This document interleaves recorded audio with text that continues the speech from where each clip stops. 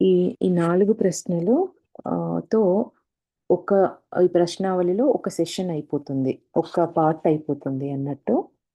అయితే ఇందులో ఫస్ట్ ఇందులో ఉన్న ప్రశ్న ఈరోజు మనకి ఇందులో ప్రశ్న ఏంటి అంటే, చివరి 4 మొదటి ప్రశ్న, పిల్లలు చనిపోయినప్పుడు వారికేమవుతుంది అనేది ప్రశ్న. పిల్లలు చనిపోతారు కదా! పిల్లలుగా ఉన్నప్పుడు చనిపోయినప్పుడు వాళ్ళకేం జరుగుతుంది అనేది ప్రశ్న. సమాధానం: భూలోకంలో పిల్లలుగా చనిపోయిన వారు ఆత్మలోకంలోకి పిల్లలుగానే వెళ్తారు. ఆత్మలోకంలోకి కూడా వాళ్ళు పిల్లలుగానే వెళ్తారంట. అక్కడ పెరుగుతారు. ఆత్మలోకంలో పెరుగుతారు. పరిణిత ఆత్మలు అయ్యే వరకు వారిని ఆత్మలోక తల్లులు సంరక్షిస్తారు. అక్కడ కూడా ఆత్మలోకంలో సర్వీస్ చేస్తారు. మేము సహాయం చేస్తాము అని చెప్పి మనం చదువుకున్నాం కదా! అక్కడున్న ఆత్మలోకపు తల్లులు ఆ చిన్న పిల్లలకు సంరక్షణనిచ్చి వాళ్ళని పెంచుతారంట. సంరక్షిస్తారు. దీనికి చాలా తక్కువ కాలం పడుతుంది. పెరిగిన ఆత్మలు తమ తమ ఆవరణలకు వెళ్ళిపోతారు. చిన్న బేబీగా ఉన్నప్పుడు ఏ ఆవరణ ఏంటి అనేది తెలియని స్థితిలో ఉంటారు కాబట్టి వాళ్ళు ఎదిగి వాళ్ళసలు ఏ ఆవరణకు చెందుతారు అని వాళ్ళకి ఆలోచన వచ్చేంత వరకు ఆత్మలోకంలో ఉన్న తల్లులు వాళ్ళని సంరక్షిస్తారు. మన భూమి మీద లాగా చాలా రోజులకి, సంవత్సరాల తర్వాత టైం తీసుకోవడం అనేది ఏం పట్టదంట అక్కడ. ఆత్మలోకంలో చాలా తక్కువ కాలం పడుతుంది. వాళ్ళు పెరిగి ఆత్మలు పెరిగి పెరిగి పెద్దవాళ్ళయిన తర్వాత వాళ్ళ ఆత్మలు తమ ఏ ఆవరణకు చెందిన వాళ్ళో ఆ ఆవరణలకు వెళ్ళిపోతాయంట. భూలోకంలో చనిపోయి ఆత్మలోకానికి వచ్చిన కొందరు పెద్దలు తాము చనిపోయామని నమ్మడానికి అంగీకరించరు. ఇందులో ఇది చెప్తున్న వాళ్ళిద్దరి పేర్లు ఏంటి అండి? రతు, విస్పీలు కదా! అయితే రతు ఈ ఆత్మలతో కలిసి పనిచేస్తాడు. ఎవరైతే భూలోకంలో చనిపోయి ఆత్మలోకానికొచ్చిన పెద్దవాళ్ళు, వాళ్ళసలు చనిపోయామని, మేమిక్కడ ఉన్నామని చెప్పి కూడా వాళ్ళసలు నమ్మరంట. అట్లాంటి వాళ్ళకి జరిగిందంతా తెలియజేసి వాళ్ళకి ఆ జ్ఞానాన్నివ్వడానికి రతు వాళ్ళతో పనిచేస్తాడంట. వాళ్ళకి తెలియజేయడం అనే పని రతు చేస్తాడు అని చెప్తున్నాడు. అదే విధంగా పిల్లలకు కూడా వారున్న పర్యావరణాన్ని గురించి చెప్పడానికి ఆత్మలోక తల్లుల అవసరం అనేది ఉంది. అదేవిధంగా పిల్లలకి కూడా వాళ్ళున్నటువంటి పర్యావరణాన్ని గురించి చెప్పడానికి ఆత్మలోకపు తల్లులకి అవసరం ఉంది. కొద్ది కాలంలోనే ఈ ఆత్మలు పెరిగి సహజమైన ఆత్మలుగా రూపొందుతాయి. వాళ్ళకైతే ఎట్లా జ్ఞానాన్నిస్తారో అట్లానే ఆత్మలోకం భూమి మీద చనిపోయిన పిల్లలు ఆత్మలోకంలోకి వెళ్ళినప్పుడు అట్లానే వాళ్ళకి జ్ఞానాన్నిస్తారంట. మీరు భూమి మీదకి ఈ పని మీద వెళ్ళారు, ఇలా అయింది, మీరు ఇక్కడికి వచ్చారు, ఈ ఆత్మలోకంలో మనకసలు శరీరాలే కావు, మనం ఆత్మలము. ఈ జ్ఞానమంతా పిల్లలకి ఆత్మలోకంలో ఉన్న తల్లులు ఇస్తారు. అందుకే ఎక్కువ సమయం పట్టకుండా తొందరగా వాళ్ళు పెరిగి పెద్దవాళ్ళైతారు అని చెప్పి చెప్తున్నారు. నెక్స్ట్ ప్రశ్న అండి. జంతువులు చనిపోయినప్పుడు వాటికేమవుతుంది? పిల్లలు చనిపోయినప్పుడు ఏం జరుగుతుంది అనేది ఇంతకుముందు ప్రశ్న. ఇప్పుడు ప్రశ్ననేమో జంతువులు చనిపోతాయి గదా! చనిపోయిన జంతువులకు అసలు చనిపోయిన తర్వాత ఏం జరుగుతుంది అనేది ప్రశ్న. సమాధానం: జంతువులకు వాటి సొంత ఆత్మలోకం అనేది ఉంటుంది. మానవాత్మలు ఎలాగైతే భిన్న ఆవరణలకు వెళ్తాయో జంతువులు కూడా అలాగే వెళ్తాయి. కానీ వాటికి 3 ఆవరణలే ఉంటాయి. జంతువులకు 3 ఆవరణలే ఉంటాయంట. నిమ్న, మధ్య, ఉన్నత ఆవరణలు. నిమ్న ఆవరణ, మధ్య ఆవరణ, ఉన్నత ఆవరణ. భూలోకంలో పెంపుడు జంతువులైతే కొన్ని జంతువులను మానవ ఆత్మలోకంలో ఉండనిస్తారు. ఇప్పుడు మనకు ఇంట్లో ఒక పెంపుడు జంతువు ఉందనుకోండి, దాని పట్ల కూడా మనం విపరీతమైన అటాచ్‌మెంట్, మమకారాన్ని పెంచుకున్నామనుకోండి, పెంచుకొని మనం చనిపోయినా లేదా ఆ జంతువు చనిపోయినా కూడా ఆ అటాచ్‌మెంట్ అనే దాని వల్ల ఇద్దరు కలిసి ఉండడానికే ఆ బంధం అనేది ఒకరినొకరికి లాగుతూ ఉంటుంది. అయితే అట్లాంటి సందర్భంలో ఏం జరుగుతుందంట, కొన్ని సందర్భాలలో జంతువులు కూడా మానవ ఆత్మలోకంలో ఉండనిస్తారంట. ఎందుకంటే అటాచ్‌మెంట్ వల్ల. కానీ ఇది చాలా అరుదుగా జరుగుతుంది అని చెప్తున్నారు. ఆ జంతువు మనిషి కూడా మంచి స్థాయిలో ఉండాలి. ఇద్దరు కూడా ఉన్నత స్థాయిలో ఉండగలగాలి. ఆ చనిపోయిన జంతువు, మనిషి ఇద్దరు ఉన్నత స్థాయిలో ఉన్నప్పుడు మాత్రమే అట్లా జరుగుతుంది అంటున్నారు. వారి మధ్య సంబంధం గాఢంగా ఉండాలి. ఇద్దరి మధ్య నిష్కలంకమైన ప్రేమ ఉండాలి. మనము టీవీలల్లో, వార్తలలో అక్కడిక్కడ వింటూ ఉంటాం కదా! జంతువు వచ్చి చనిపోయే వాళ్ళని కాపాడింది. అది సేవ్ చేసింది. అంటే అది అది ఉన్నత స్థాయిలో జన్మలోనే ఉన్నత స్థాయిలో ఉందన్నట్టు. అట్లా మనిషి కూడా ఉన్నతంగా ఉండాలి. ఇద్దరి మధ్యల ఆ జంతువుకి, మనిషికి మధ్యల ఆ బంధం అనేది నిష్కలమైన ప్రేమగా ఉండాలి. ఇద్దరు ఉన్నత స్థాయిలో ఉండి వాళ్ళ బంధం కూడా చాలా గాఢంగా ఉండాలి. అట్లాంటి సందర్భంలో చనిపోయిన తర్వాత కూడా ఆత్మలోకంలో, మానవ ఆత్మలోకంలో ఆ జంతువును ఉండడానికి అవకాశం ఉంటుంది అని చెప్తున్నారు. ఇక్కడ చనిపోయిన జంతువులకు ఏమవుతుందంటే 3 ఆవరణలున్నాయి. నిమ్న ఆవరణలకెళ్తాయి.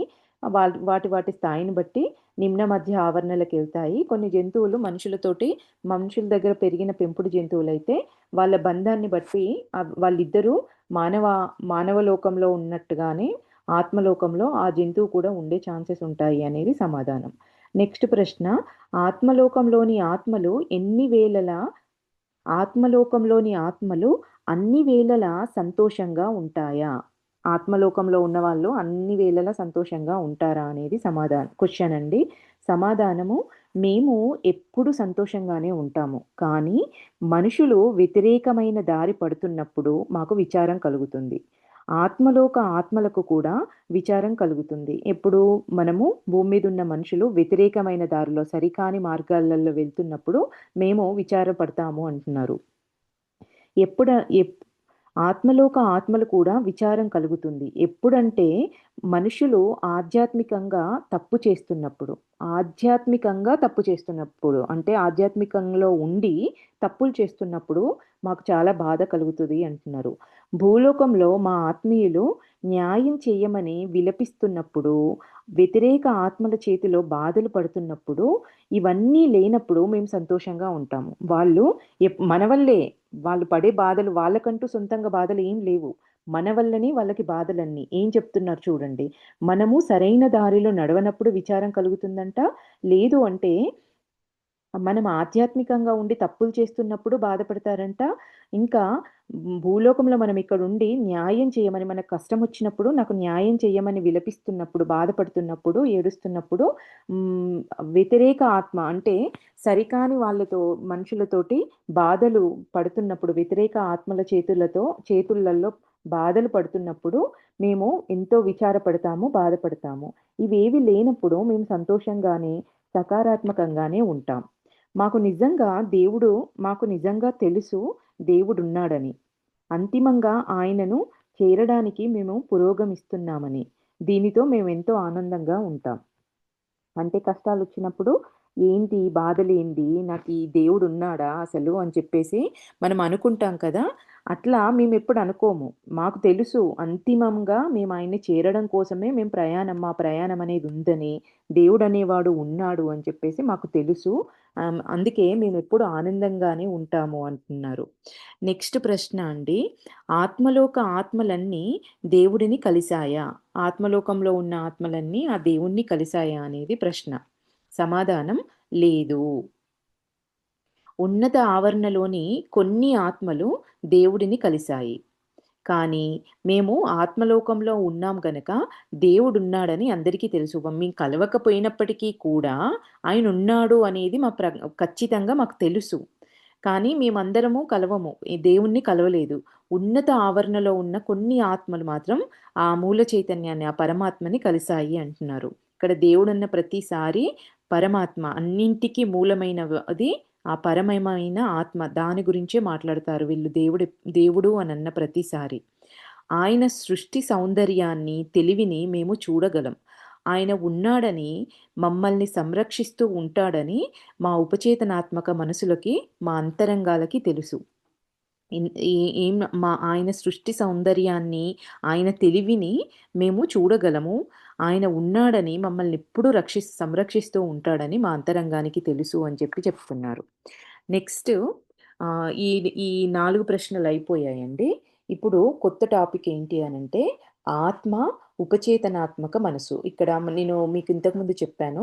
ఉపచేతనాత్మక మనస్సు అన్న ప్రతిసారి మనము మన అంతరంగం, మన ఇన్నర్ వాయిస్ అని చెప్పి మనం తీసుకోవాలి.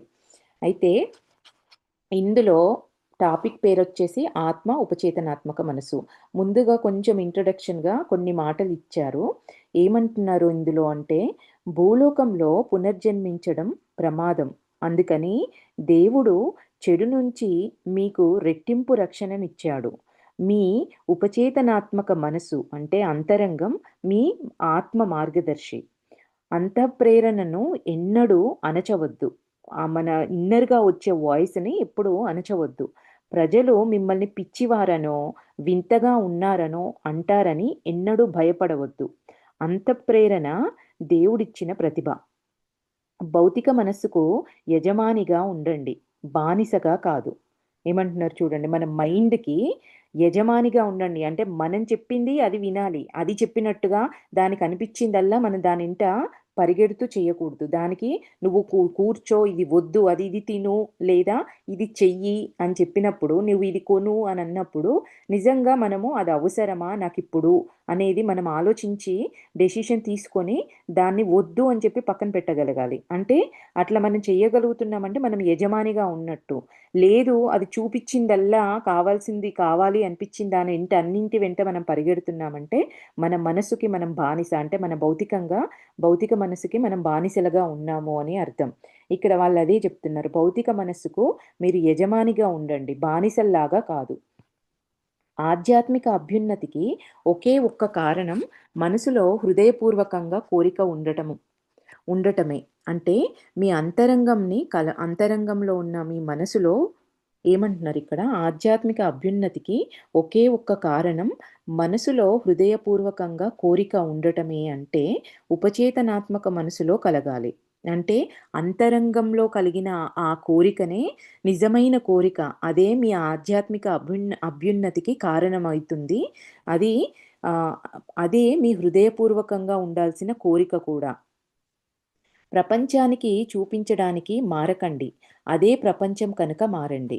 అంటే ఏదో ప్రపంచం కోసం మీరు మారాల్సిన అవసరం లేదు. ప్రపంచమే అంటే మీ అంతరంగంలో ఉందే మీలాగా అయిపోవాలి. ఇప్పుడు అంతరంగంలో నేను ఆధ్యాత్మికంగా ఎదగాలి. ఎంతో జ్ఞానం, ఎన్నో పుస్తకాల జ్ఞానాన్ని తీసుకోవాలి. అనుభవపూర్వకంగా తెలుసుకోవాలి ఆ జ్ఞానాన్ని అనేది నా అంతరంగంలో విపరీతంగా పరితపించేలాగా ఉన్నప్పుడు దానిలాగా నేను మారిపోతాను. అట్లా ఉండండి అంటున్నారు. ఇది ఇంట్రడక్షన్‌గా ఇచ్చారండి. ప్రపంచం కోసం మీరు మారకండి. అదే మీ అంతరంగంలో ఉన్న అదే ప్రపంచంగా మీరు కనుక అదే దానిలాగానే మీరు మారండి అంటున్నారు.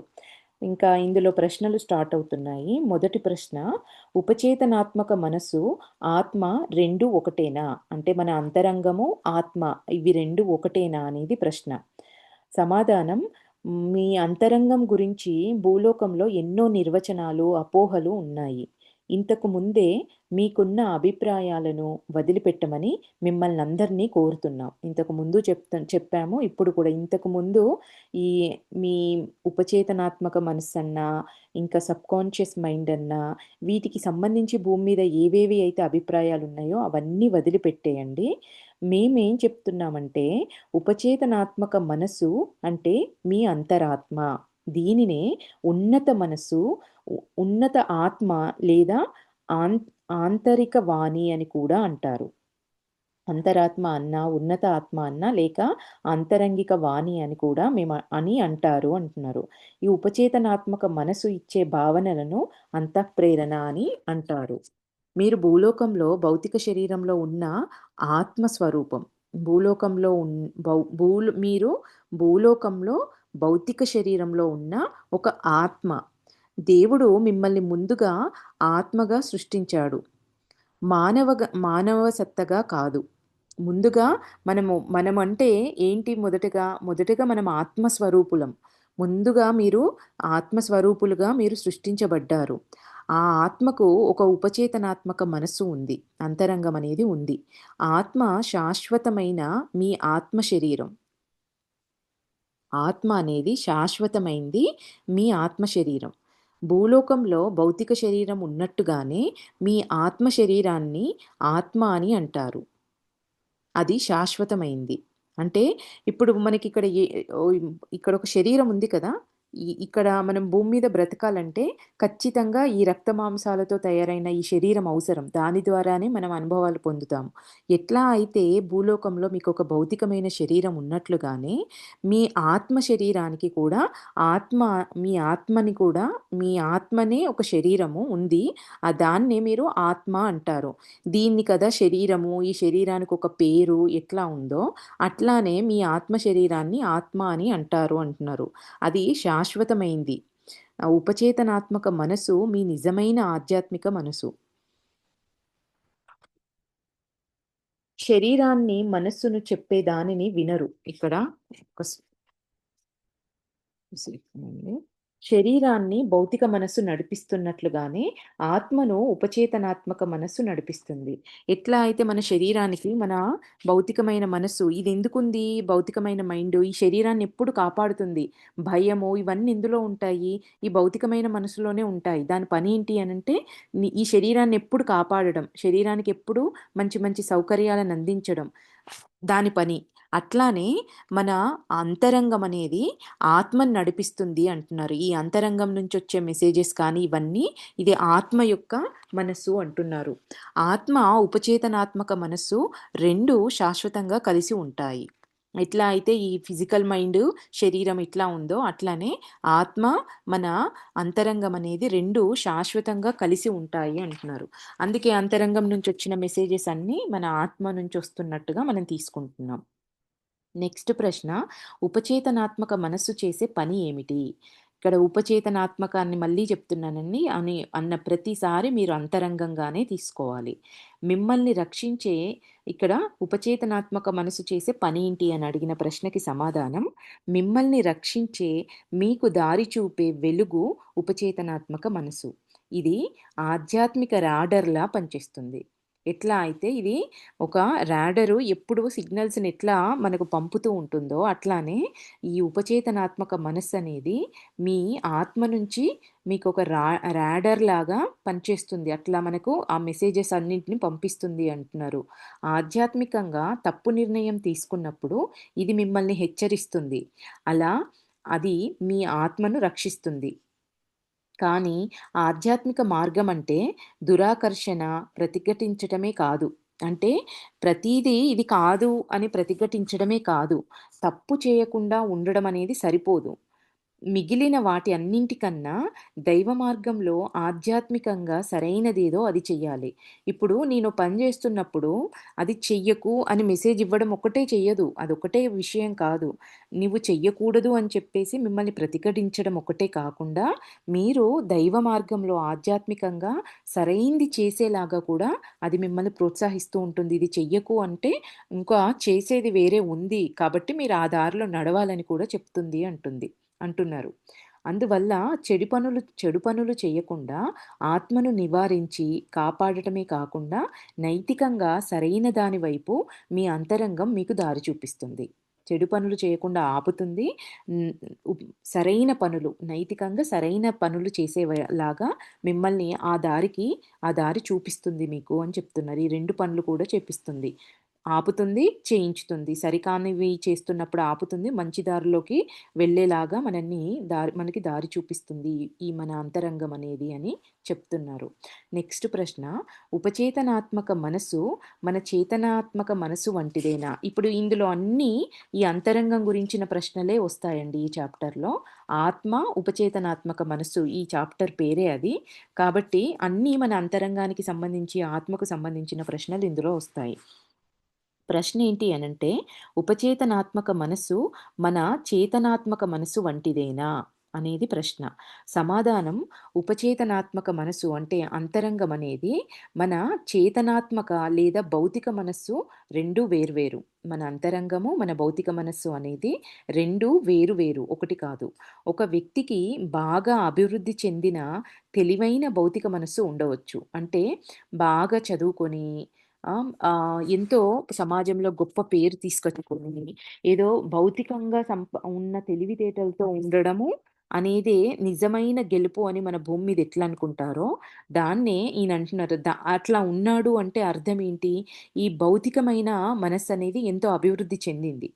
అదే చెప్తున్నారు. తెలివైన భౌతిక మనసు ఉండొచ్చు ఒక వ్యక్తికి. కానీ అభివృద్ధి చెందని ఉపచేతనాత్మక మనసు కూడా ఉండవచ్చు. బయటికేమో అంత చక్కగా ఎదిగాడు. కానీ కింద పునాది ఏంటి? ఈ మన అంతరంగం అనేది. అది మాత్రం ఉండకపోవచ్చు. అంటే ఇన్నర్ ఉంది. దానికి నచ్చినట్టుగా సరైన పనులు చేయడము అనేది, దానికి కనెక్ట్ అయ్యి ఉండడం అనేది అసలు ఉండకపోవచ్చు. ప్రాపంచిక జ్ఞానాన్ని సంపాదించి భౌతిక మనస్సును అభివృద్ధి చేసుకోవచ్చు. కానీ ఉపచేతనాత్మక మనసు అంతరంగం అనేది అభివృద్ధి చెయ్యలేము. ఎంతనైనా ఎదగొచ్చు బాహ్యంగా. ఎంతో డబ్బు సంపాదించొచ్చు, ఎంతో జ్ఞానాన్ని సంపాదించొచ్చు. బాహ్యంగా తెలుసుకోవచ్చు. సైన్స్ అని, అవ్వని, ఇవ్వని అన్నీ నేర్చుకోవచ్చు. బాహ్యంగా ఎదగొచ్చు. కానీ మీ అంతరంగ అభివృద్ధి అనేది మాత్రము జరగదు దానివల్ల అనేది చెప్తున్నారు. ఆధ్యాత్మిక జ్ఞానం ఒక్కటే మీ ఉపచేతనాత్మక మనస్సు రూపొందడానికి సాయపడుతుంది. నువ్వు బాహ్యంగా ఎంత ఎదిగినా కూడా నీ ఆధ్యాత్మిక మనస్సు, నీ అంతరంగం అనేది మాత్రము ఎదగదు దానివల్ల. దానికి నువ్వు ఆధ్యాత్మిక జ్ఞానం ఒక్కటే, ఆ జ్ఞానం ఒక్కటే నీ అంతరంగ మనస్సనేది రూపొందడానికి సాయపడుతుంది. ఆ జ్ఞానాన్ని మీరు ఆచరణలో పెట్టినప్పుడు తెలుసుకోవాలి. ఆచరణలో పెట్టినప్పుడే మీ అంతరంగం అనేది ఎదుగుతుంది. అందువల్ల ఆధ్యాత్మిక ప్రగతికి ఇది కీలకమైనది. స్వచ్ఛమైన క్రియ. మీ ఉపచేతనాత్మక మనసు ఎంతగా తెరుచుకొని ఉంటే, అంతగా ఆత్మలోకం నుంచి మీకు మార్గదర్శకత్వం అనేది దొరుకుతుంది. మీకు రక్షణ కూడా లభిస్తుంది. మీ ఉపచేతనాత్మక మనస్సు మీ భౌతిక మనస్సును నియంత్రించాలి. ఇది దాన్ని డామినేట్ జేయాలి. మన అంతరంగం అనేది ఈ బాహ్యమైన మనస్సును డామినేట్ జేసే స్థితిలో మనం ఉండగలగాలి అంటున్నారు. భౌతిక మనస్సుకు మిమ్మల్ని బానిసగా చేసుకునే అవకాశం ఇవ్వవద్దు. ఆత్మలోకానికి మీకు ఉన్న లింకు మీ ఉపచేతనాత్మక మనస్సు. ఈ అంతరంగం అనేది ఆత్మలోకానికి మనకు ఉన్న లింకు, ఒక కనెక్షను ఇదే మన అంతరంగం. దాని ద్వారానే ఆత్మలోక ఆత్మల నుంచి మీకు రక్షణ, మార్గదర్శకత్వం అనేది లభిస్తాయి అని చెప్తున్నారు. నెక్స్ట్ ప్రశ్న, భూలోకంలో ప్రతి ఒక్కరికి అంతరంగం ఉంటే ప్రజలు తప్పుదారిలో ఎందుకు వెళ్తారు? అందరికీ ఉపచేతనాత్మక మనస్సుంది అంటున్నారు కదా! మరి వాళ్ళు అందరికీ ఉన్నప్పుడు వాళ్ళు తప్పుదారిలో ఎందుకు వెళ్తున్నారు? ఎందుకు వెళ్తారు అనేది ప్రశ్న. సమాధానం, భౌతిక మనస్సుకు, ఉపచేతనాత్మక మనస్సుకు అభిప్రాయ భేదాలు వచ్చే సమయాలు వస్తాయి. ఇవి రెండిటి మధ్యల వీటికి కూడా పడదన్నట్టు. ఇన్నర్‌కి, మన బాహ్య మైండ్‌కు. ఇన్నర్ ఏమో ఎప్పుడు సరైన ధర్మమైన మార్గము, ఆత్మ ఎదుగుదలను చూపిస్తూ ఉంటుంది. బాహ్యమేమో ఏం చేస్తుంది, నువ్వు ఆ పని చేయడం వల్ల నీకు కష్టం జరుగుతుంది, లేదా నీకు డబ్బు రాదు, లేదా నువ్వు ఫిజికల్‌గా ఎక్కువ కష్టపడాల్సొస్తది, శరీరం అలసిపోతది అనేది ఈ బాహ్యమైన మైండ్ చెప్తూ ఉంటది. ఆ సమయంలో ఈ రెండింటి మధ్యలో ఒక సంఘర్షణ అనేదొస్తుందంట. లేదు నువ్వది చెయ్యి అని అంతరంగం చెప్తుంది. బాహ్యమైన మైండ్ ఏమో వద్దు అని వారిస్తుంది. రెండింటికి భేదాలొస్తాయి కదా! అభిప్రాయ భేదాలు వచ్చే సమయాలు కూడా వస్తాయి మీకు అంటున్నారు. దీనికి కారణం ఏంటంటే, భౌతిక మనస్సు తార్కికమైంది. దానికి లాజిక్స్ కావాలి. నేనిదుంది, దేవుడున్నాడంటే ఎట్లా ఉంటాడు? ఇది జరుగుద్ది అంటే ఇది నిజమేనా? ఇది ఇట్లా అవుతుందా? ధ్యానం చేస్తే మనని జ్ఞానమొస్తుంది. మన ఎదుగుదలకి కారణమైతాము. మన సమస్యలకు అతీతంగా మనం ఎదుగుతాము అని చెప్తాము. అట్లెట్లా జరుగుతదండి? కళ్ళు మూసుకొని కూర్చుంటే రోగాలు పోతాయా? కళ్ళు మూసుకొని కూర్చుంటే కష్టాలు పోతాయా? ఇట్లా మాట్లాడే వాళ్ళని మనం వింటూ ఉంటాం కదా! వాళ్ళకేంటి అంటే ఆ లాజికల్ మైండ్ నుంచొచ్చే ప్రశ్నలు, అంతరంగం నుంచొచ్చే ప్రశ్నలు కాదు. కాబట్టి అదే చెప్తున్నారు. ఇక్కడ ఆహ్, ఎప్పుడైనా దానికి తర్కం కావాలి. అది తర్కసహనమైన మార్గాన్ని అనుసరించాలో దీనికి ఒక్క నిమిషము. అంతరంగం అనేది భౌతిక మనస్సుకు, అంతరంగానికి అభిప్రాయ భేదాలు వచ్చే సమయాలు వస్తాయి. దీనికి కారణం భౌతిక మనస్సు తార్కికమైంది. తర్కసహనమైన మార్గాన్ని అనుసరించాలనో, పనిని చెయ్యాలనో అది అనుకోవచ్చు. ప్రూఫ్‌లుంటేనే నేను నమ్ముతా. నాకు ప్రూఫ్‌లు చూపిస్తేనే ఇది కరెక్టు అని అది అనుకుంటుంది. కానీ మీ అంతరంగ మనసుకు ఇది ఇష్టం లేదు. ఒరేయ్ నాయనా ధ్యానం చెయ్యరా మనం ఎదుగుతామనేమో అది మొత్తుకుంటూ ఉంటుంది.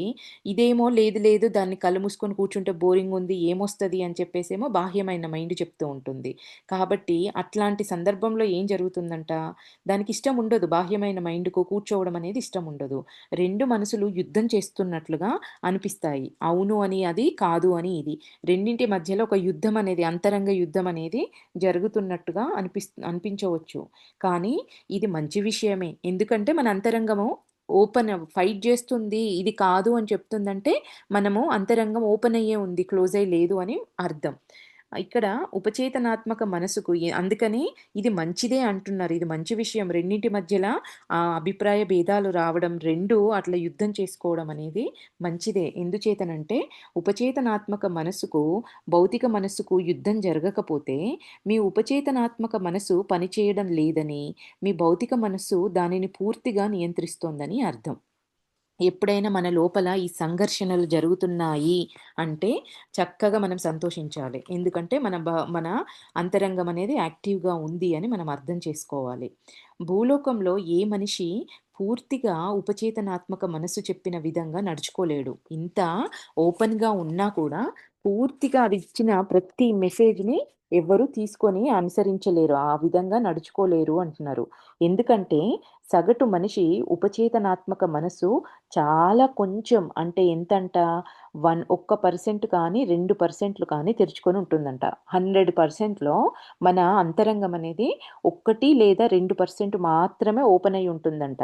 అయితే ఉపచేతనాత్మక మనసు ఎంత శక్తివంతమైందంటే, ఇది రేఖా మాత్రంగా తెరుచుకొని ఉన్నా గానీ, 100% తెరుచుకొని ఉన్న భౌతిక మనసును హెచ్చరించవచ్చు. అంటే అంత శక్తివంతమైంది అంటున్నారు. 100% డామినేట్ చేస్తున్న మన మైండ్‌ను, భౌతికమైన మైండ్‌ని కూడా ఈ 1, 2% యాక్టివ్‌గా ఉన్న మన అంతరంగం డామినేట్ చేస్తుందంట. అంత శక్తివంతమైంది అని చెప్తున్నారు. నెక్స్ట్ ప్రశ్న అండి. ఈ 2 మనసులు నిరంతరం యుద్ధం చేస్తుంటే, మనం ఎలా ప్రశాంతంగా ఉండగలం? అంతరంగంలో ఈ యుద్ధం నడుస్తూ ఉంటే ఎట్లా ప్రశాంతంగా ఉండగలము అనేది ప్రశ్న. సమాధానము భౌతిక మనస్సుకు, ఉపచేతనాత్మక మనస్సుకు జరుగుతున్న యుద్ధం గురించి తెలుసుకొని, ప్రార్థన ద్వారా నిశ్చయాత్మకంగా పనిచేస్తూ, ఉపచేతనాత్మక మనసు గెలిచేలా చూడాలి.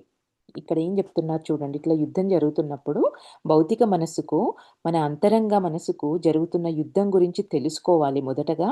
దాని తర్వాత ప్రార్థన ద్వారా నిశ్చయాత్మకంగా పనిచేస్తూ, ఉపచేతనాత్మక మనసు గెలిచేలా చూడాలి. మనం ప్రార్థన అన్న ప్రతిసారి ఇక్కడ నెక్స్ట్ ప్రార్థన అంటే ఏంటో కూడా వీళ్ళు చెప్తారు. ధ్యానమే. మనము ధ్యానంగానే తీసుకోవాలి. అయితే ఇక్కడ ప్రతిసారి ప్రార్థన ద్వారా నిశ్చయాత్మకంగా పనిచేస్తూ ఉపచేతనాత్మక మనసు గెలిచేలా చూడాలి. మిమ్మల్ని తన బానిసగా చేసుకొనడానికి మీ భౌతిక మనస్సు ఆతృత పడుతూ ఉంటుంది. మీ చెడు పనులన్నింటికి సమర్థనలు చెప్పి చక్కగా నువ్వు చేస్తుంది కరెక్టే చెయ్యి చెయ్యి అని చెప్తూ ఉంటుందది. అది ఆధ్యాత్మికంగా దిగజారే మార్గంలో మిమ్మల్ని నడిపిస్తుంది మీ బాహ్యమైన మైండ్ ఎప్పుడైనా. ఉపచేతనాత్మక మనసు మాట వినడం నేర్చుకొని సక్రమంగా నడిస్తే మానసికంగా మీకు ప్రశాంతత లభిస్తుంది. ఆ బాహ్యమైన మైండ్ మనల్ని ఎప్పుడూ ఆ పని వైపుకు సరికాని పనుల వైపుకు మనల్ని ఆ వైపుకు తీసుకెళ్తుంది. ఆ వైపుకు దిగజారేలాగా మనని గైడ్ చేస్తుంది. మనము టెంపరరీగా కనిపించే ఆ తాత్కాలికమైన సంతోషాల కోసము, ఆనందాల కోసము, మానసిక ప్రశాంతత కోసము ఆ పని చేసినా, ఆ వైపుకు వెళ్ళినా అది లోపల ఎప్పుడు మనల్ని బాధిస్తూ ఉంటుంది. ఎప్పుడైతే కష్టమైనప్పటికీ కూడా మీరు ఉపచేతనాత్మక అంతరంగం నుంచి వచ్చిన మెసేజ్‌ను తీసుకున్నప్పుడు అప్పటి మట్టుకు మీరు కష్టపడ్డా కూడా తర్వాత మీరు మానసికంగా ప్రశాంతంగా మీకు ప్రశాంతత దొరుకుతుంది అని చెప్తున్నారు. నెక్స్ట్ ప్రశ్న ఉపచేతనాత్మక మనస్సుకు వ్యతిరేకంగా భౌతిక మనస్సు పనిచేస్తే మరి అది ఎందుకు మనకు అది వ్యతిరేకంగా పనిచేసేటప్పటికి ఎందుకుండాలి మనిషికి ఎందుకుండాలి అని అది ఎందుకు మనకు అని అడుగుతున్నారు ప్రశ్న. సమాధానము భౌతిక మనస్సుకు బాగా శిక్షణను ఇవ్వకపోతే ఇది అననుకూలమైన ఉపచేతనాత్మక మనసుకు వ్యతిరేకంగా పనిచేస్తుంది. అంటే దానికి ట్రైనింగ్ అవసరం అంతే. ఇన్ని ఇన్ని జన్మలలో అది అట్లా తయారై ఉంది అంతే. దాన్నట్లా తయారు చేసింది కూడా మన ప్రవర్తనే. కాబట్టి భౌతిక మనస్సుకు బాగా శిక్షణను ఇవ్వకపోతే ఇది అననుకూలంగా అంతరంగ మనస్సుకు వ్యతిరేకంగా పనిచేస్తుంది. కానీ భౌతిక మనస్సును బాగా ఉపయోగించుకోగలిగితే ఉపచేతనాత్మక మనసుకు మంచి సహాయకురాలిగా పనిచేస్తుంది. భౌతిక మనస్సు ఇక్కడ మనం ధ్యానంలో చేసేది అదే. ఏం చేస్తున్నాం? దాన్ని సైలెంట్‌గా చేసి కూర్చోబెడుతున్నాం. అట్లా సైలెంట్‌గా అవ్వడం, కూర్చోబెట్టడం, సైలెంట్‌గా చేసి కూర్చోబెట్టడం. ప్రతిరోజు మనం దానికి ఇదే ట్రైనింగ్ చేస్తున్నాం. అదే చెప్తున్నారిక్కడ. ఎప్పుడైతే అది మీకు మంచిగా దాన్ని ట్రైన్ చేసినప్పుడు, అది మీకు మంచి సహాయకురాలుగా పనిచేస్తుంది. భౌతిక మనస్సు తెలివితేటలు, ఉపచేతనాత్మక మనస్సు మార్గదర్శకత్వానికి సమస్థితిలో పనిచేస్తే, ఈ రెండింటి కలయిక ఎంతో శక్తివంతమైంది. అందువల్ల భౌతిక మనస్సును బాగా ఉపయోగించగలిగితే అది మీకు కానుక అంటున్నారు. భౌతిక మనస్సేమో తెలివితేటలు, మీ అంతరంగమేమో మార్గదర్శకత్వం చూపిస్తుంది. ఈ రెండింటి కాంబినేషను రెండింటికి కాంబినేషన్ అనేది ఎంతో శక్తివంతమైంది.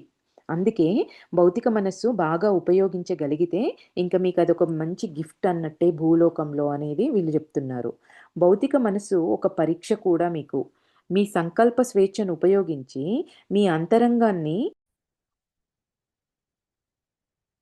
మీ భౌతిక మనస్సును బాగా ఉపయోగించగలిగితే అది మీకు కానుక. భౌతిక మనస్సు ఒక పరీక్ష కూడా మీకు. మీ సంకల్ప స్వేచ్ఛను అంటే మీ ఫ్రీ విల్లుని, మీ సంకల్ప స్వేచ్ఛను ఉపయోగించి మీ అంతరంగాన్ని, మార్గదర్శకత్వాన్ని ఎంపిక చేసుకోవాలని దేవుడు భావిస్తాడు. ఎందుకు ఇది ఉంది అనేది ప్రశ్న గదా! అది మనల్ని ఎప్పుడు తప్పుదారి పట్టిస్తూ ఉంటే ఇది ఎందుకు మనకు అని అడిగిన ప్రశ్నకి సమాధానంగా వీళ్ళు ఏమేమి చెప్తున్నారు? అది ఎంతో చక్కగా బాహ్యమైన తెలివితేటలను సంపాదించుకొని మీ అంతరంగమేమో దారి గైడ్ చేస్తూ ఉంటే, ఈ 2 కలిసి ఒక దారిలో నడిచినప్పుడు అది మీకు ఎంతో మంచి శక్తివంతంగా పనిచేస్తుంది అనేది ఒకటి చెప్పారు. ఇంకొకటి ఏం చెప్తున్నారు అంటే, ఇది మీకు పరీక్షగా కూడా ఉపయోగపడుతుంది. ఎట్లా అంటే, మీకు ఆ పరమాత్మ మీకొక సంకల్ప స్వేచ్ఛనిచ్చాడు. నువ్వేదనుకుంటే అది చేసేలాంటి ఒక ఫ్రీ విల్‌ని భూమి మీద ఉన్నప్పుడు నీకు ఉంటుంది. దాన్ని ఉపయోగించి మీ మార్గదర్శకత్వాన్ని ఎంపిక చేసుకోవడానికి మీ ఫ్రీ విల్‌ను ఉపయోగించి నీకెట్లాంటి దారిలో నువ్వు నడవాలనుకుంటున్నావు అనేది నువ్వు, నువ్వు సెలెక్ట్ చేసుకోవచ్చు. అది నీ నీ ఫ్రీ విల్‌కు ఉపయోగపడుతుంది. ఈ బాహ్యమైన మైండు అనేది చెప్తున్నారు. భౌతిక మనస్సును మీరు నియంత్రించాలి. మిమ్మల్ని అది నియంత్రించే అవకాశం ఇవ్వొద్దు. ఇక్కడ మీకున్న సంకల్ప స్వేచ్ఛను మీరెట్లా ఉపయోగిస్తారనేది మీకు పరీక్ష అంటున్నారు. ఇది ప్రతి మనిషికి ఉండే పరీక్ష. ఇంకా భౌతిక మనస్సుని మీరు నియంత్రించాలి కానీ, అది మిమ్మల్ని నియంత్రించకూడదు. అట్లాంటి అవకాశం మీరు దానికి ఇవ్వొద్దు అంటున్నారు. భూలోకంలో జనం ఆధ్యాత్మికంగా తప్పుదారి పట్టడానికి కారణం వారి ఉపచేతనాత్మక మనస్సు నిద్రాణం కావడం. మరో రకంగా చెప్పాలంటే అంతరంగం మూసుకొని పోతుంది. ఏ మనిషి ఆధ్యాత్మికంగా తప్పు చేయటానికి తన అంతరంగం అనేది అసలు అనుమతించదు. వాడెవడన్నా తప్పు చేశాడు, సరికాని విధంగా ఉన్నాడు అంటేనే వాళ్ళ అంతరంగం మూసుకుపోయింది అని అర్థము అంటున్నారు. కానీ మనుషులు తమ భౌతిక, తార్కికమైన మనసులు చెప్పిన దానిని ఎక్కువగా వింటారు. తార్కికంగా, లాజిక్‌గా నాకు లాజిక్ ఎక్కువండి. నేను అన్నీ ఇట్లా ఉంటేనే నమ్ముతానండి అని అంటారు గదా! అది గొప్ప అనుకోని మాట్లాడతారు కానీ, అది వాళ్ళు తన అంతరంగాన్ని కంప్లీట్‌గా దాన్ని నోరు మూయించేసి అది బండబారిపోయిన వాళ్ళే అట్లా మాట్లాడతారు అని చెప్తున్నారు. తార్కిక మనసులు చెప్పిన దానినే బాహ్యంగా ఈ భూమి మీద ఉన్న మనుషులు ఎక్కువగా వింటారు. బాహ్యమైన మైండ్ చెప్పేదే వింటారు. ఇంకా అంతరంగము చెప్పే దానిని అసలు వినరు. దాని మార్గదర్శకత్వాన్ని తిరస్కరించి తమ పాపము లేదా చెడు మార్గాలనే అనుసరిస్తారు. ఉపచేతనాత్మక మనస్సు దీనిని సహించలేదు. కనుక అది మౌనంగా ఉండిపోతుంది. అది నిద్రలోకి జారుకుంటుంది. తర్వాత ఇక మీరు తప్పు పనులు చేస్తున్నా అది మిమ్మల్ని హెచ్చరించదు. ఇది అత్యంత ప్రమాదమైన పరిస్థితి అంటున్నారు. ఈ తప్పులు చేస్తుంటూ పోతే ఏముంది, పైన మనం ఐదో తలం నుంచొస్తే 4, 4 నుంచి 3 ఇంకా తప్పులు చేస్తున్న కొద్దీ కింద పడిపోతూనే ఉంటాం కాబట్టి ఇది అత్యంత ప్రమాదమైన పరిస్థితి అంటున్నారు. అంతరంగం తెరుచుకొని ఉన్నప్పుడు వ్యక్తి అంతరాత్మ అతడిని హెచ్చరిస్తుంది. ఇది ఎలా జరుగుతుందో తెలిపే చిన్న ఉదాహరణ. ఇది ఎట్లా జరుగుతుందో అని చెప్పడానికి ఒక ఉదాహరణను మేము మీకు చెప్తాము అంటున్నారు.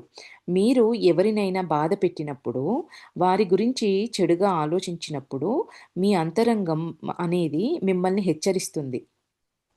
ఎట్లా తెరుచుకొని ఉన్నప్పుడు వ్యక్తి ఉపచేతనాత్మక మనసు తెరుచుకొని ఉన్నప్పుడు వ్యక్తి అంతరాత్మ అతడిని హెచ్చరిస్తుంది. ఇది ఎలా జరుగుతుందని చెప్పడానికి ఓ ఎగ్జాంపుల్ ఇచ్చారు. ఒక ఈ సిచ్యువేషన్ ఏంటి, మీరు ఎవరినైనా బాధ పెట్టినప్పుడు అది మిమ్మల్ని హెచ్చరిస్తుంది. చెడుగా ఆలోచించినప్పుడు కానీ, ఎవరినైనా బాధ పెట్టినప్పుడు కానీ అంతరంగం మిమ్మల్ని హెచ్చరిస్తుంది. మీకు అపరాధం చేశామనే భావన కలుగుతుంది. వాళ్ళని అనవసరంగా తిట్టానే, అనకుండా ఉండాల్సిందే, ఇట్లాంటి భావన, నేను తప్పు చేశాననే భావన మీకు కలుగుతుంది. అంటే మీ అంతరంగం అనేది పనిచేస్తుందని అర్థం. ఆ అపరాధ భావం మిమ్మల్ని నమిలెయ్యనివ్వకూడదు. అంటే అయ్యో! ఇంక అదే తిప్పుతూ నేను అనకుండా ఉండాల్సింది, నేను చేయకుండా ఉండాల్సింది, ఇట్లా కాకుండా అది అట్లాంటివి మన లోపల తిరుగుతున్నాయంటే అది మిమ్మల్ని నమిలేస్తుందన్నట్టు ఆ అపరాధ భావం అనేది. ఈ అపరాధ భావనకు ప్రత్యేకమైన ప్రయోజనం అనేది ఉంది. అది మీరు చేసిన తప్పును సరిదిద్దుకోవడం కోసం అది ఉంది. దాని ఉద్దేశ్యం ఏంటంటే, సరిదిద్దుకోవాలనే కోరిక మీలో కలిగించాలి అని. దాని నుంచి పాఠం నేర్చుకోవాలి. సరే, నేను ఒక మాట అన్నాను, తప్పుగా అన్నాను, అనకుండా ఉండాల్సింది. అరే! నేను అనకుండా ఉండాల్సిందే అని నీకు అనిపించిన వెంబటే దాన్ని సరిదిద్దుకోవాలి. లేదా సారీ ఏదో అనేసాను, అట్లా అనకుండా ఉండాల్సింది అని ఆ వ్యక్తులతో మనం అనేసామనుకోండి, చక్కగా అక్కడికి అది అయిపోయిందింకా. మనం ఫ్రీ అయిపోతాము. అదే అంటున్నారిక్కడ. ఎందుకది నీకనిపిచ్చింది అంటే, నువ్వు సరిదిద్దుకోవాలని. నీకు ఒక మంచి గుణపాఠం అనేది నీకు పాఠం నేర్పించడం కోసం నీకా భావన కలిగింది.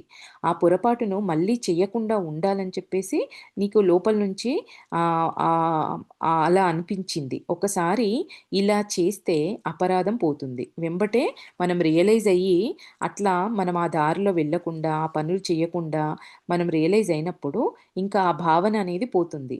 అపరాధ భావనతో వ్యవహరించవలసిన సరైన పద్ధతి ఇది.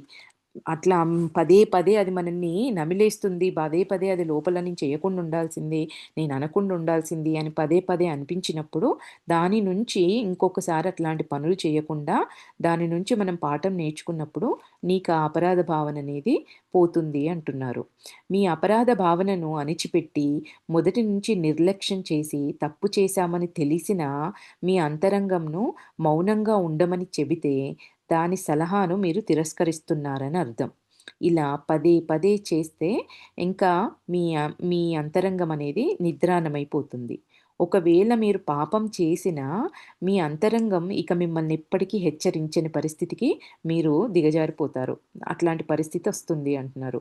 అపరాధం కనిపించదు. అపరాధం అనేది అది మన లోపల ఆ భావన నడుస్తూ ఉంటుంది కాబట్టి బయటికి కనిపించదు.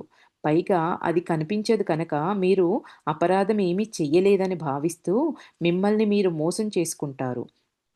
తప్పేమి చేయలేదని మోసం చేసుకుంటారు. వాస్తవానికి మీ ఆధ్యాత్మిక రాడార్‌ను మీరు పనిచేయకుండా ఆపేశారు. స్విచ్ ఆఫ్ చేసేశారు అని అర్థం. అయితే అన్ని సార్లు అపరాధ భావన మీ అంతరంగం నుంచే రాదు. ఈ అపరాధ భావన అనేది ప్రతిసారి లోపల నుంచే రాదంట. ఇంకా ఏమంటున్నారు, కొంతమంది అపరాధ భావనతో సతమతం కానక్కర్లేని విషయాలకు అపరాధ భావనని కలిగి ఉంటారు. అంటే కొన్నిసార్లు మాత్రము అక్కడంత అవసరం లేకపోయినా కూడా ఆ భావన, అపరాధము చేశామే అనే భావన కలిగి ఉంటారు కొన్నిసార్లు. మీరు అన్నీ సక్రమంగానే చేసినా ఒక్కోసారి మీ భౌతిక మనస్సు మీరు అపరాధం చేసినట్లుగా భావించేలా చేస్తుంది. ఈ బాహ్యమైన ఈ మైండ్ కూడా మీరన్నీ కరెక్ట్‌గా చేసినప్పటికీ కూడా అది, అది నువ్వు తప్పుగా చేశావు అని చెప్పేసి అట్లా భావిస్తుందంట మన భౌతికమైన మనస్సు. మీరేది తప్పు చేసినట్లుగా మీరేదో తప్పు చేసినట్లుగా, చేయాల్సినంత చెయ్యనట్లుగా భావిస్తుంటారు. ఈ అపరాధ భావన మీకు మీరో, లేకపోతే ఇతరులో, లేకపోతే వ్యతిరేకతనో, ఇతరుల నుంచొచ్చిన, అంటే ఇక్కడ చూడండి ఏమంటున్నారు అంటే, ఈ అపరాధ భావన మీకు మీరో, లేకపోతే ఇతరులో వ్యతిరేకతతో రుద్దినది. ఇది ప్రోగ్రామ్ చేసిన అపరాధ భావన. వేరే వాళ్ళు నువ్వు అట్లా చేయకుండా ఉండాల్సింది. ఎందుకు చేశావు? అట్లా ఏమన్నా ఎవరైనా వచ్చి చెప్పారనుకోండి, మీకేమో నేను కరెక్ట్ చేశా, అంతా పర్ఫెక్ట్‌గా ఉన్నా, నాకేం ప్రాబ్లమ్ లేదు. మీ అంతరంగం ఇన్నర్‌గా కూడా చక్కగా సంతోషంగా ఉంది. మీకసలు ఏ కోసాన కూడా నేనేం సరికాని విధంగా ప్రవర్తించలేదని మీరు చాలా చేశానని ఒక సాటిస్ఫై అయ్యి ఉన్నారు.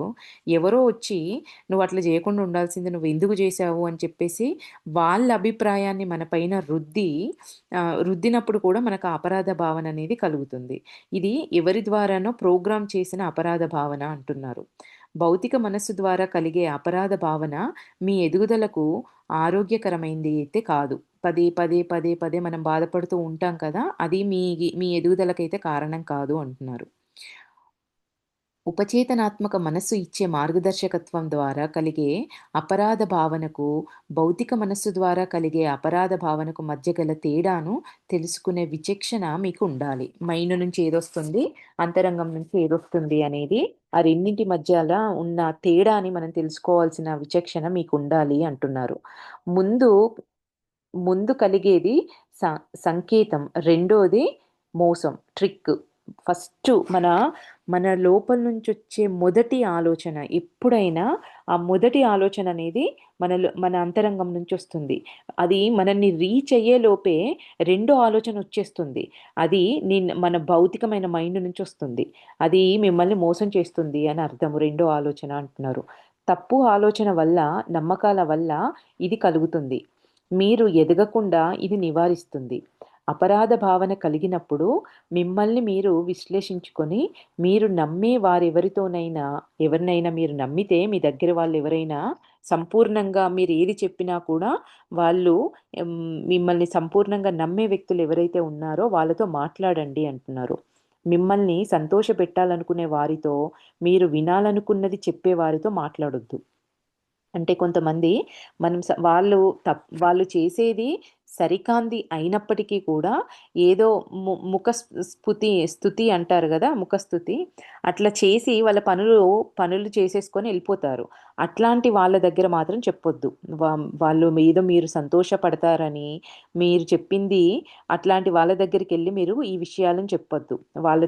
వాళ్ళు వినాలనుకున్నది మీరేది చెప్తే అది లే మీరు వినాలనుకున్నది చెప్పే వారితో మాట్లాడవద్దు. అంటే నేను చేసింది కరెక్టే అని చెప్పేసి మనము ఎదుటి వాళ్ళకి చెప్తాము.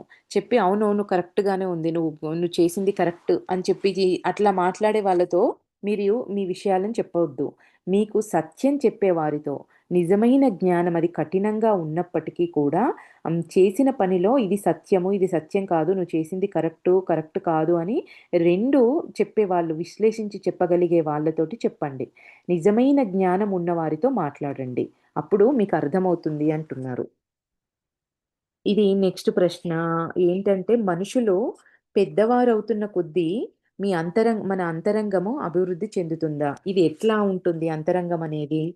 మనుషులు పెద్దవాళ్ళవుతున్న కొద్దీ, ఏజ్ పెరుగుతున్న కొద్దీ ఇది అభివృద్ధి చెందుతుందా అంతరంగం అనేది ప్రశ్న. సమాధానం మేమైతే ఖచ్చితంగా అట్లా చెప్పలేము అంటున్నారు. దాని మార్గదర్శకత్వాన్ని మీరెలా అనుసరిస్తున్నారనే దానిపైన ఇది ఆధారపడి ఉంటుంది. ఏజ్‌ని బట్టి కాదు. దాన్ని మీరెట్లా అనుసరిస్తున్నారు? చెప్పింది చెప్పినట్టుగా మీరు ఇంప్లిమెంట్ చేస్తున్నారా? ఆ దారిలో వెళ్తున్నారా? అనే దానిపైన ఆధారపడి ఉంటుంది. ఇది కూడా ఎగ్జాంపుల్‌గా ఇది ఒక మజిల్ లాంటిదే. మన శరీరంలో ఉన్న ఒక కండరం లాంటిది. ఎంత బాగా ఎక్సర్సైజ్ చేస్తే అంత ఆరోగ్యంగా, బలంగా ఉన్నట్లుగానే ఇది కూడా అది చెప్పినట్టుగా మనం ఇంప్లిమెంట్ చేస్తున్న కొద్దీ అదంత యాక్టివ్‌గా ఉంటుంది అంటున్నారు. వాస్తవానికి పసిబిడ్డ ఉపచేతనాత్మక మనసు చాలా శక్తివంతంగా ఉంటుంది. ఎందుకు అంటే ఆ పసిబిడ్డ గనక మంచి ఆధ్యాత్మిక స్థాయిలో ఉంటే వాళ్ళ మనస్సనేది ఎంతో శక్తివంతంగా ఉంటుందంట. ఎందుచేతనంటే ఆత్మలోకం నుంచి భూలోకానికి ఆ బిడ్డ అప్పుడే వచ్చాడు కనుక. ఇంకా ఏం పొల్యూట్ అవ్వలేదు. ఈ బాహ్యమైన సామాజికంగా ఉన్న ఈ మనుషులు, ఇక్కడున్న రూల్సు, వీటితోటి సరికాని గుణాలు, వీటితోటి ఇంకేం పొల్యూట్ అవ్వలేదు కాబట్టి, అప్పుడే ఆత్మలోకం నుంచొచ్చిన వ్యక్తి కాబట్టి, ఆ పిల్లలు వాళ్ళ యొక్క అంతరంగం అనేది చాలా యాక్టివ్‌గా ఉంటుంది అంటున్నారు. కానీ, ఆ బిడ్డడుకు అనుచిత శిక్షణనిచ్చి, తప్పు చేయనిస్తే, ఇంకా అంతరంగం మౌనంగా ఉండిపోయి, క్రమక్రమంగా బలహీనంగా అయిపోతుంది. ఈ చూడండి, ఆ బిడ్డడుకు అనుచిత శిక్షణను ఇచ్చి తప్పు చేయనిస్తే, ఎవరు మళ్ళీ పెద్దవాళ్ళే, సమాజమే అట్లా శిక్షణనిచ్చి తప్పు చేసేలాగా ప్రోత్సహించినప్పుడు మళ్ళీ సేమ్ మన అంతరంగం అనేది, ఆ పిల్లవాడి అంతరంగం కూడా మౌనంగా అయిపోయి క్రమక్రమంగా బలహీనమైపోతుంది అని చెప్తున్నారు. నెక్స్ట్ ప్రశ్న, భూలోకంలో ఉండే ఆత్మలు అన్నీ నిద్రిస్తున్నప్పుడు ఆత్మలోకంలోని ప్రియతములను కలుసుకుంటాయని చెప్పారు కదా, ఇది ఎలా జరుగుతుంది అనేది ప్రశ్న. మళ్ళీ ఒకసారి చదువుతాను. భూలోకంలో ఉండే ఆత్మలన్నీ నిద్రిస్తున్నప్పుడు ఆత్మలోకంలోని తమ ప్రియతములను కలుసుకుంటారని చెప్పారు కదా మీరు, ఇది ఎలా జరుగుతుంది ప్రశ్న. సమాధానం, మీరు గాఢంగా కలలు లేకుండా నిద్రిస్తున్నప్పుడు మీ భౌతిక మనస్సు మూసుకొని పోతుంది. ఈ ఈ మైండ్ అనేది చక్కగా లాజిక్లు అడిగేది, అది నోరు మూసుకొని ఉంటుంది. ఇంకా అది అది పనిచేయదప్పుడు మనం గాఢమైన నిద్రలో ఉన్నప్పుడు. మీ అంతరంగం మాత్రమే పనిచేస్తుంది ఆ సమయంలో. మీ మీ ఉపచేతనాత్మక మనసు దారి చూపుతుండగా మీ ఆత్మ మీ పాంచభౌతిక శరీరాన్ని వీడి భూమికి ఆత్మలోకానికి మధ్యన ఉన్న ఒక ప్రదేశానికి ప్రయాణిస్తుంది. ఎప్పుడు ఈ భౌతికమైన మనస్సు కంప్లీట్గా ఆగిపోయినప్పుడు మన అంతరంగం అనేది దారి చూపిస్తూ మీ ఆత్మ మీ పాంచభౌతిక శరీరాన్ని వీడి భూమికి ఆత్మలోకానికి మధ్యన ఉన్న ఒక ప్రదేశానికి ప్రయాణిస్తుంది. అక్కడ మీ ప్రియతములను మీరు కలుస్తారు. వారు మిమ్మల్ని ఓదార్చి మీ అంతరంగానికి మార్గదర్శకత్వాన్ని ఇస్తారు. నిద్ర లేవగానే మీరు ఇదంతా మర్చిపోతారు. మీ భౌతిక మనస్సు నిద్రలో మూసుకుపోయి ఉండటమే దీనికి కారణం. అదే యాక్టివ్‌గా ఉంటేనేమో వెళ్ళనివ్వదు. లేదు, అది మూసుకొని పోయి ఉండడం వల్ల మనం వెళ్ళగలిగాము. కానీ అది నిద్ర లేచేటప్పటికి దాని లోపలికి ఈ విషయాలన్నీ పోతేనే మనకు రీచ్ అయితాయి. ఈ భౌతికమైన శరీరానికి తెలియాలి గదా! ఈ మైండ్‌కి తెలిస్తేనే మనకు తెలుస్తుంది. కాబట్టి అది నిద్రలో ఉంటుంది కాబట్టి మనకు తెలీదు. ఇది ప్రాబ్లమ్. దానివల్ల మనం ఏమనుకుంటాం, మనం ఎవరిని కలవలేదు, ఎవరితో మాట్లాడలేదు అనుకుంటాం. నిద్ర లేవగానే మీరు అదంతా మర్చిపోతారు. మీ భౌతిక మనస్సు నిద్రలో మూసుకుపోయి ఉండటమే దీనికి కారణం. నిద్రించేటప్పుడు దానికి గుర్తుపెట్టుకోవడానికి అనుమతి లేదు. మనుషులందరికీ కొన్ని సమయాల్లో ఇలా జరుగుతుంది. నిద్ర నుంచి ఒక్కసారిగా హఠాత్తుగా మేలుకొంటారు. గుండె దడదడలాడుతూ ఉంటుంది. ఉపచేతనాత్మక మనస్సు మార్గదర్శకత్వం చూపిస్తుండగా మళ్ళీ మీ భౌతిక శరీరంలోకి ప్రవేశించిన మీ ఆత్మ ఇది. ఎప్పుడైతే నిద్రలో ఒక్కసారిగా ఒక హఠాత్తుగా మెలుకువ వచ్చినప్పుడు గుండె దడదడ అని కొట్టుకుంటూ ఉంటుంది. ఇట్లాంటి అనుభవము మీకు ఎప్పుడైనా ఎన్నో సమయాలలో జరిగి ఉంటుంది. మనుషులందరికీ కొన్ని సమయాలలో ఇలా జరుగుతుంది. నిద్రలో నుంచి సడెన్‌గా హఠాత్తుగా మేల్కొనడం, గుండె దడదడలాడడం అనేది, ఈ సింబల్లన్నీ దేనికి గుర్తు అంటే, మీ అంతరంగం మార్గదర్శకత్వం చూపిస్తుండగా మన ఆత్మ ప్రయాణం చేస్తున్నప్పుడు మనకు మెలకువ రావడము జరగడం వల్ల అది తిరిగి శరీరంలోకి వచ్చినప్పుడు, ఫాస్ట్‌గా వచ్చినప్పుడు ఇట్లాంటియన్నీ మనకు ఈ సింప్టమ్స్ కనిపిస్తాయి అంటున్నారు. మీ భౌతిక శరీరంలోకి ప్రవేశించిన మీ ఆత్మ ఇది సడెన్‌గా వచ్చి తొందరగా లోపల శరీరంలోకి వచ్చేయడం వల్ల ఆ గుండె వేగంగా కొట్టుకోవడం కానీ ఇవన్నీ మనము గమనించొచ్చు అంటున్నారు. నెక్స్ట్ ప్రశ్న, వ్యక్తి ఎప్పుడు చనిపోతాడో అతడికి కానీ ఆమెకు కానీ వాళ్ళ అంతరంగానికి తెలుస్తుందా అనేది ప్రశ్న. మళ్ళీ ఒకసారి చదువుతా. వ్యక్తి ఎప్పుడు చనిపోతాడు అనేది ఆమెకు కానీ అతడికి కానీ ఆయన అంతరంగ మనసుకు తెలుస్తుందా అనేది ప్రశ్న. సమాధానం, తెలుస్తుంది. మీకున్న ప్రాణగండాలు 3. మీ అంతరంగానికి అది తెలుసు. మీ ప్రాణగండానికి ముందుగా కూడా మీరు చనిపోవచ్చు. ప్రమాదము లేదా హత్య మొదలైన వాటి వల్ల. అయితే ముందుగా ఎందుకు చనిపోవచ్చు. 3 ప్రాణగండాలుంటాయి. ఒక్కోసారేమో ముందుగా కూడా చనిపోవచ్చు. ముందుగా ఎట్లా చనిపోతారంటే, ఇట్లా ఏదైనా యాక్సిడెంట్ అయినప్పుడు కానీ, ఎవరైనా హత్య చేసినప్పుడు, ఇట్లాంటివి సడెన్‌గా అనేవి మొదలైన వాటి వల్ల జరుగుతుంది అంటున్నారు. అయితే మరో ఆధ్యాత్మిక నియమం ఉంది. ఇది మీ రక్షణ కోసం చేసింది. 7వ ఆవరణ, 6వ ఆవరణకు చెందిన సదాత్మలు నరకానికి వెళ్ళాలనుకోవు. అందువల్ల ఏడవ ఆవరణలో పుట్టిన ఆత్మలు భూలోకం నుంచి వెనక్కి తీసుకొని రాబడతాయి కానీ ఐదో ఆవరణ కన్నా కిందికి పడిపోవు అని దేవుడు నియమం పెట్టాడు. ఇక్కడ ఏమంటున్నారు చూడండి. ఏడో ఆవరణలో ఉన్నవాళ్ళు ఆరో ఆవరణకు చెందిన సదాత్మలు. ఏడో ఆవరణ గాని, ఆరో ఆవరణలో ఉన్న సదాత్మలు కానీ వాళ్ళు నరకానికి వెళ్ళలేరు అసలు. వెళ్ళాలనుకోరు. అందువల్ల ఏడో ఆవరణలో పుట్టిన ఆత్మలు భూలోకం నుంచి వెనక్కి తీసుకొని రావడానికి గాని, ఐదో ఆవరణ కన్నా కింద పడిపోవు అని దేవుడు నియమం పెట్టాడు. వాళ్ళు చనిపోవాలనుకున్నప్పుడు ఒకవేళ వాళ్ళు భూమి మీద ఏదైనా తప్పు దారిలో నడిచినా వాళ్ళు త కింద పడిపోతే 5 ఆవరణ కన్నా వాళ్ళు కిందికి పడిపోరు. అందుకే వాళ్ళంత పెద్ద పెద్ద తప్పులు చేయలేరు అనేది ఇక్కడ చెప్తున్నారు. అది ఒక దేవుడి నియమము అంటున్నారు. అదే విధంగా ఒకవేళ మీరు ఆరో ఆవరణలో పుట్టి ఉంటే నాలుగో ఆవరణలోకి పడిపోతారు. ఆరో ఆవరణ నుంచి డైరెక్ట్‌గా 3కు గాని, 1కి గాని అట్లా ఎళ్ళలేరు. 7, 6 వాళ్ళేమో 5 వరకు వెళ్ళగలుగుతారు. ఎంత ఎట్లా ఏ స్థితిలో అయినా. ఆరో ఆవరణలో పుట్టిన వాళ్ళైతే నాలుగో ఆవరణకు పడిపోగలుగుతారు. అక్కడి వరకెళ్ళడానికే వాళ్ళకు ఆ పరిమితి ఉంటుంది. అంటే వాళ్ళ అంతరంగం అంతకు మించిన క్రూరమైన పనులు చేసేలాగా అసలు వాళ్ళు వెళ్ళలేరు అన్నట్టు దానర్థము. ఎంత చేద్దామన్నా ఒక ఘోరమైన కర్మలు ఈ స్థాయిలో ఉన్న ఈ సదాత్మలు చేయలేవు. భూమి మీద పుట్టి ఎంత వాళ్ళ అంతరంగం మూసుకుపోయినా ఏదైనా కూడా అంతకైనా ఘోరమైన పనులు వాళ్ళు చేయలేరు. అందుకే 7, 6లో ఉన్న వాళ్ళు 5 వరకెళ్ళగలుగుతారు. 6లో ఉన్న వాళ్ళు మాత్రము ఎంత తప్పులు చేశామని మనం విలపిస్తున్నా కూడా 4 వరకు పడిపోగలుగుతారు. అంతకన్నా కిందికి పడిపోయే అనుమతే లేదు. వాళ్ళకుండదు అంటున్నారు. కనుక పాపం చేస్తూనే పోతే మళ్ళీ ఆత్మలోకానికి తిరిగి వెళ్ళిపోవాలని మీ ఉపచేతనాత్మక మనస్సు అనుమతి కోరుతుంది. అందుకే ఈ 3 గండాలను మనమే పెట్టుకొనొస్తాము అనేది వీళ్ళు చెప్తున్నారు. ఎందుకు అనంటే మన ఆత్మ ఎదుగుదల కోసమే మనము వీటిని పెట్టుకుంటాం. ఎప్పుడైనా మనం ఘోరమైన పాపాలు చేసే దానికి కింద పడిపోయేదానికి మనం దగ్గరలో ఉన్నప్పుడు వెంబటే శరీరాలను వదిలేస్తాము. దానివల్ల మన కిందికి పడిపోయే ప్రమాదం ఉండకుండా ఉంచుకోవడం కోసము మనం ఈ 3 ప్రాణగండాలను పెట్టుకొనొస్తాము అంటున్నారు. వాళ్ళు పాపాలు కొనసాగిస్తూ ఉంటే మీ అంతరంగం మూసుకొని పోతుంది. వారు అత్యంత కింది ఆవరణలో పడిపోవచ్చు. చూడండి ఇక్కడ ఐదో ఆవరణ అంతకన్నా కింది ఆవరణలో ఉన్నవారికి ఈ రక్షణ అనేది ఉండదంట. ఐదో ఆవరణ కన్నా కిందికి ఉన్న వాళ్ళకు ఈ ప్రొటెక్షన్ అంటే తప్పు చేస్తే వీళ్ళు ఐదో ఆవరణ వాళ్ళు 4 వరకే ఎళ్తారు, 3 వరకే ఎళ్తారు. ఇట్లాంటివి ఏమి ఉండవంట. వాళ్ళు పాపాలు కొనసాగిస్తూ ఉంటే ఇప్పుడు డేంజర్ అంతా ఎవరికంటే 7, 6 వాళ్ళకి ఏం ప్రాబ్లమ్ లేదు. ఎవరైతే ఈ 6, 5 వాళ్ళున్నారో వాళ్ళకే ప్రాబ్లమ్ అంతా.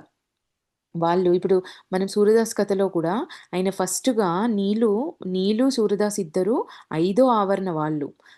ఈ సూర్యదాసు భూమి మీద పుట్టి ఐదో ఆవరణలో తప్పు చేసి, తప్పుడు స్నేహితులతో వాళ్ళతో స్నేహం చేసి 5-3కు పడిపోయాడు. 3కు పడిపోయిన తర్వాత నీలును ఈ సూర్యదాస్ ఇద్దరు విడిపోయారు.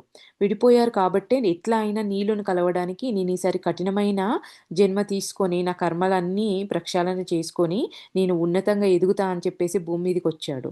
3-1కి పడిపోయాడు. అందుకే వీళ్ళదే అంటున్నారు.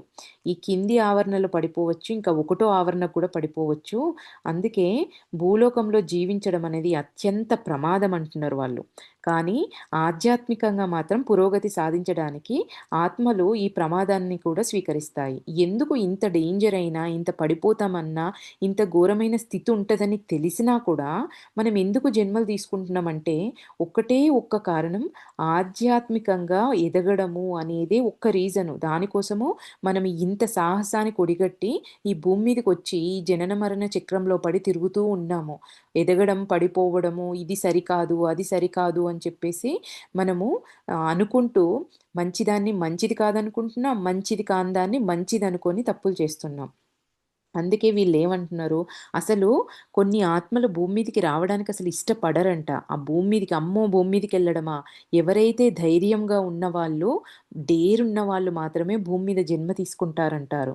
అంటే చూడండి ఈరోజు మనం ఇక్కడ భూమి మీద పుట్టి, వీడు పిరికివాడు, వీ బొద్దింకకు భయపడతారు, చీమకు భయపడతారు అని అనుకుంటాం. కానీ మన ఆత్మ లోపలనే ఆ డేర్‌నెస్ అనేది ఉంది కాబట్టే మనం ఎంతో ధైర్యం చేసి భూమి మీదకొచ్చాం. పడిపోతాము, ప్రమాదం పొంచి ఉంది అని తెలిసినా కూడా. ఇక్కడ ఇంకేమంటున్నారు, ఒకవేళ మీ అంతరంగం మూసుకొని పోయి వ్యక్తి చనిపోతే అతడు కానీ, ఆమె కానీ ప్రేత రూపంలో ఉండిపోవడానికి నిర్ణయించుకోవచ్చు. వాళ్ళు తమ ఆవరణకు వెళ్ళాలనుకోకపోవడమే కాకుండా భూలోకాన్ని కూడా వదలాలని అనుకోరు. ఎందుకు అనంటే కింద పడిపోయారు. నాలుగో ఆవరణ, ఐదో ఆవరణలో ఉన్నవాళ్ళు కింది తలాల పడిపోయేంత ఘోరమైన తప్పులు చేసినప్పుడు వాళ్ళేం చేస్తారు? వాళ్ళ అంతరంగం మూసుకుపోయినప్పుడు చేస్తూ పోతారు కదా! తప్పులన్నీ. ఇంకా చనిపోయిన తర్వాత ఈ ఐదో ఆవరణలో ఉండే నేను మొదటి ఆవరణకెళ్ళాలా? అమ్మో! నా వల్ల కాదు. కాబట్టి నేను పైకెళ్ళను.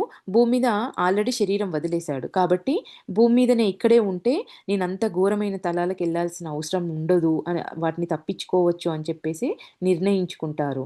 వాళ్ళు తమ ఆవరణలకు వెళ్ళాలనుకోకపోవడమే దీనికి కారణం, భూమి మీద ఉండడానికి. భూలోకాన్ని కూడా వదలాలని అనుకోరు. ఇక్కడుంటాయి కదా అటాచ్‌మెంట్సు.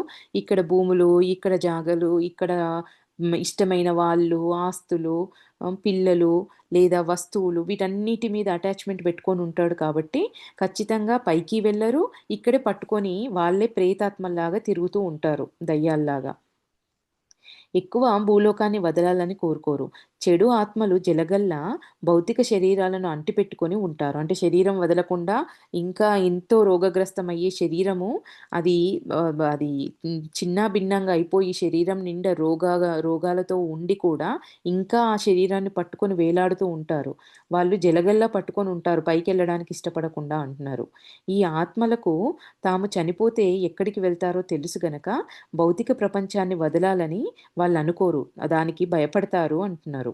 ప్రేత ప్రపంచంలో ఉండిపోవాలనుకుంటారు.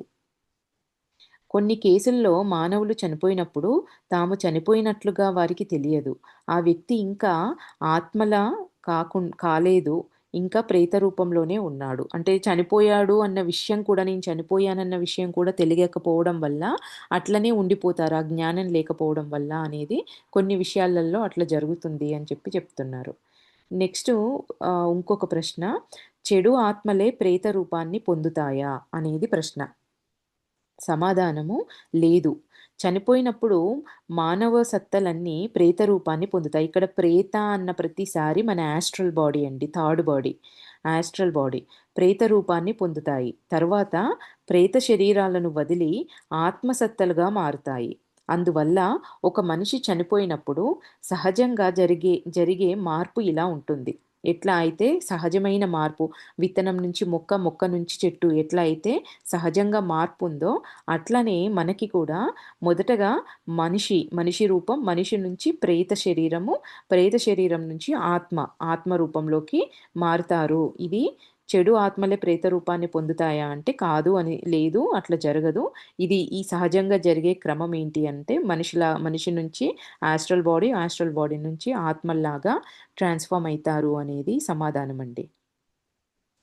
దీన్ని ఈ రోజుకి ఇక్కడికి ఆపుదామండి. Thank you.